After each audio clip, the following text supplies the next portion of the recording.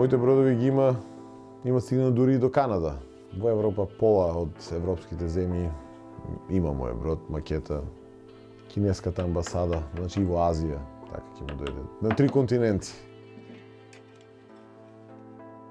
Од секогаш се дружев со географскиот атлас, книгите за патувањата на големите морепловци ми беа постојани мои придружници, почнувајќи од Робинзон Крусо, Гуливеровите патувања и децата на капетан Грант, значи и секој пат си фантазирав да како изгледале тие бродови, дали јас тоа можам да го доловам. И мојата детска фантазија таа идеја растеше и се создаваше. После таа прва макета направих уште неколку други макети. Сите тие нормално беа од картон, со еден куп недостатоци, меѓутоа интересот кај мене не споснуваше. Беше се поголем и поголем.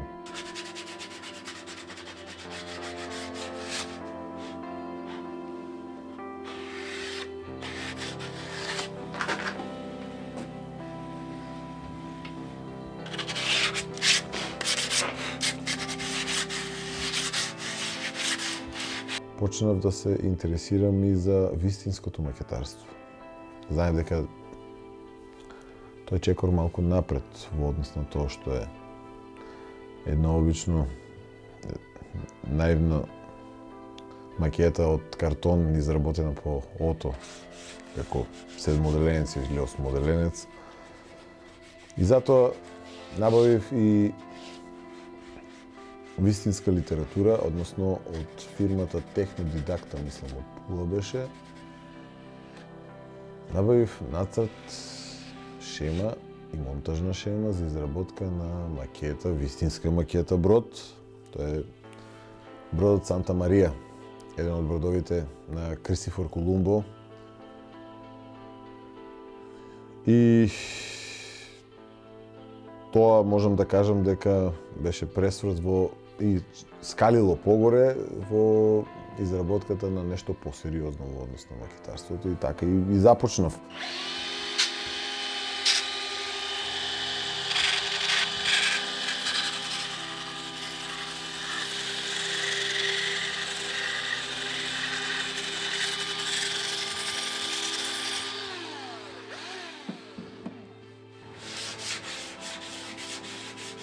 Упатството што го купив за таа макета и во монтажната шема пишуваше дека сите делови можат да се нарачат од фирмата производител, односно од Хрватска, од Пула. Меѓутоа јас решив сите делови сам да ги изработам, да пробам. И се сеќавам дека немав ни соодветен алат. Прилично се мачев за првата макета, да. Навистина прилично се мачев, меѓутоа ја направив, немав никаква представа како би можеле платната да изгледаат. Сепак ја составив макетата, да. Беше за мене беше тоа фантастична изработка. Иако од денешна гледна дистанца, ако посматрам и ако си го вратам филмот назад,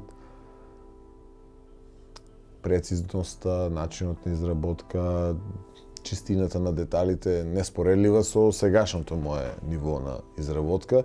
И во Охрид ја отнесов во една антикварница.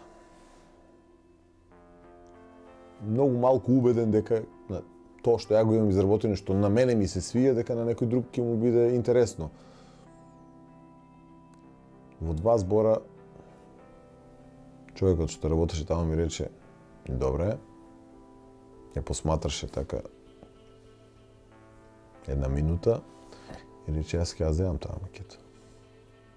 И така сватив дека тоа што го работам не ми се допаѓа само на мене, туку веру и на другите околу мене.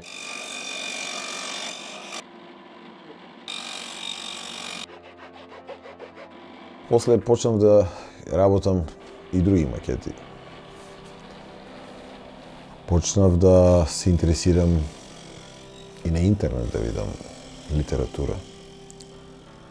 Секаде каде што ќе отидев на море, обавезно моја прва задача беше да го посетам или војниот арсенал во тој град, или Поморскиот музеј. Така ги имам посетено музеите во Измир, Сплит, Риека.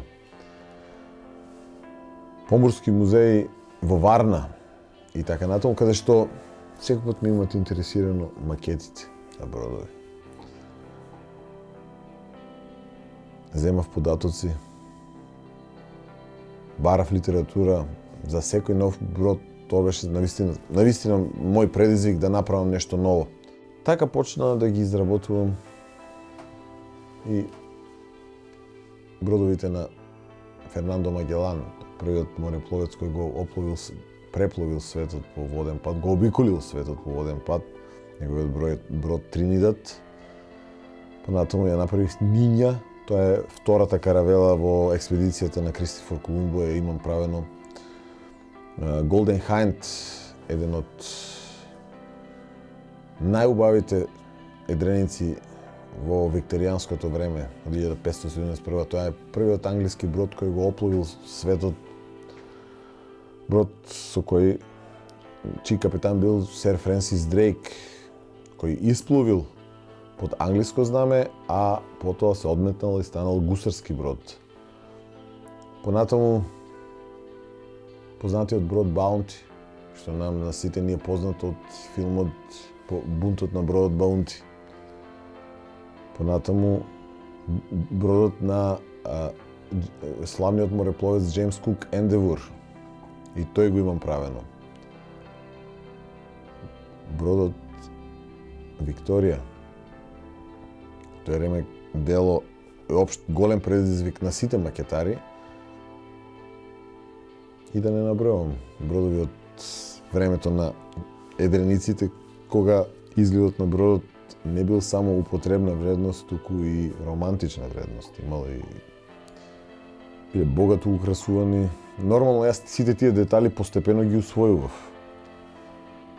Вторувам, една од моите специфики на работата е што не работам по кит систем, туку сите мои делови ги изработувам сам. Кит систем значи сите делови да ги купиш, готови и да ги склопиш.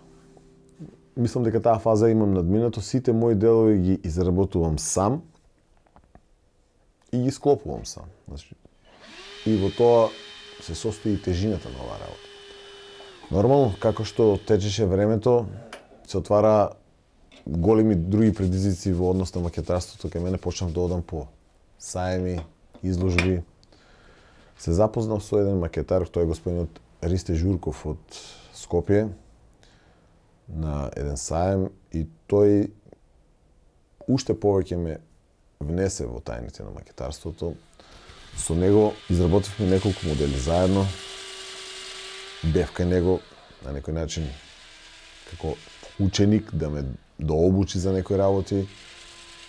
Во меѓувреме набавив и специјален макетарски алат, без кој што не може да се замисли оваа работа. Така што моите макети се повеќе изгледаа на верни на оригиналот, а тоа е главната цел на овие макети.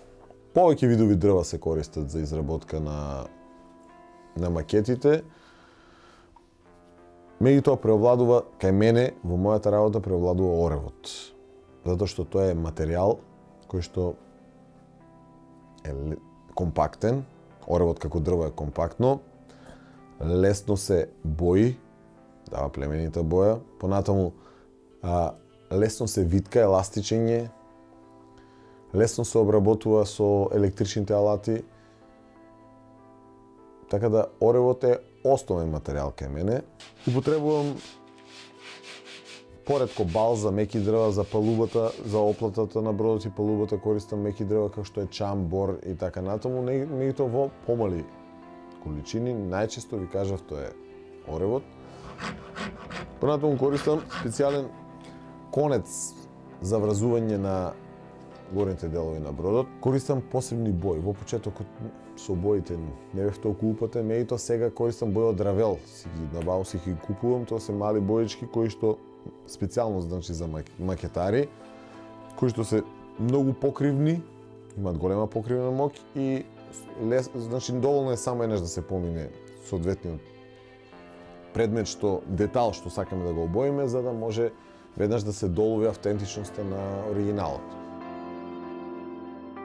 Понатаму се изработуваат ситните делови на брод, макари, котви, огради, скалички, топови, ако има артилерија на него, а најчесто има. Се внимава, дури се иде до тие детали синџирчето со кој што е врзана котвата да одговара на соодветниот размер, за да може да макетата ја долови реалноста.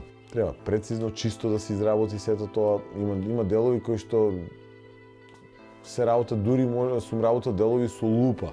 Значи, скаличка на брод, долга 11 мм. Еве, кај овој брод. Тоа мора да се стегне со лупа, со пинцета, затоа што прилично пипава работа и често се греши. Откако ќе се обои бродот, се кројат едрата по облик, исто така постојат и шаблони за едрата, се кројат едрата, се прицрстуваат со посебен конец, макетарски конец, се прицрстуваат за катарките на бродот и откако се тоа ќе биде готово, на крајот се врзуваат јажињата, тоа се вика текелажа на крајот. Бродот се чисти, се прегледува и е спремен да си го заземе своето место како украс на некоја комода.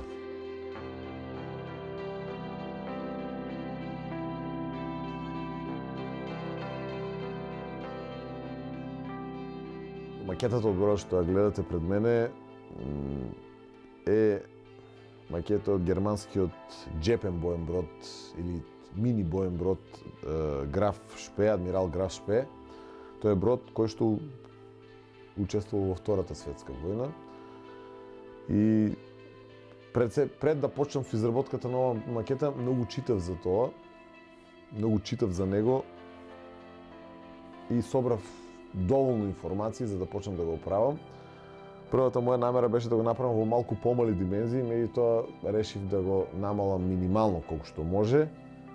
И гледате, тој има импозантни димензии за макета, скоро ретко се нафаќат макетарите толку и долги макети да се прават. Еве, неколку детали ќе ви кажам за него, значи некаде има околу 2450 делови што се вградени во него. И сето тоа го имам изработено сам. Готова е само бојата. Бојата и конецот. Другото се го имам изработено сам за да бродот изгледа баш така како што е. Покрај него имам направено уште неколку бродови што не се едрењаци, туку вакви воени бродови.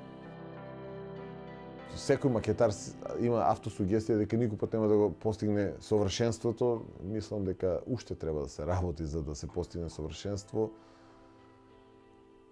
И се надевам дека еден ден ќе бидам уште подобар во изработката на моите макети.